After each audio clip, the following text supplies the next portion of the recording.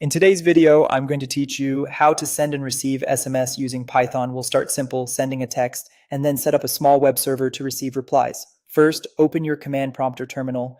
Make sure Python 3 is installed by checking Python version or Python 3 version. If you like keeping things tidy, you can work in a virtual environment, but that's optional for today. Next, install the library from your SMS provider. Most providers offer a Python SDK that you can add with pip. In your terminal, install the package your provider documents. Keep your account credentials and tokens out of your code by storing them as environment variables rather than hard coding them. Now open Python or your code editor and create the script that sends a message.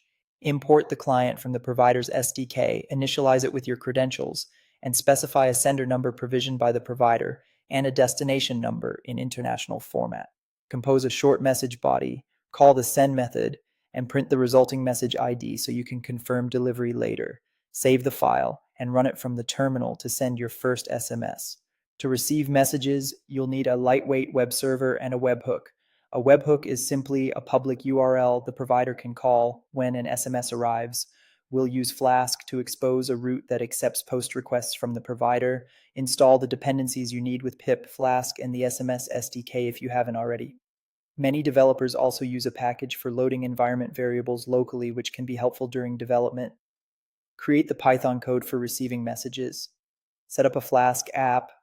Define a post endpoint such as /SMS, and in that handler, read the incoming payload fields your provider sends, like the sender number and the message body. Log them or store them as needed.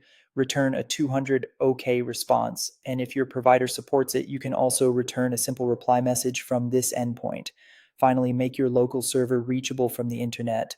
Use a tunneling tool like ngrok to forward traffic to localhost 5000. Start the tunnel, copy the generated HTTPS URL, and paste it into your provider's incoming message webhook setting. Send a test SMS to your provider number and watch the request hit your Flask route. That's it, sending and receiving SMS with Python end to end.